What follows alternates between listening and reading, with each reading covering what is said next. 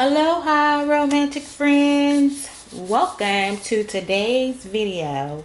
And today we are going to make a soap called Lick Me All Over. And so this soap here, it's a basic soap. I'm using the basic recipe. I'm going to go ahead and put a recipe up on the screen so you can kind of see what ingredients I'm using in today's soap. And then also, not only that, I'm going to show you hopefully an illustration or the drawing of how I want Lick Me All Over to look like. So let's get started. We have all of our oils and all of our goodness already in the soap here.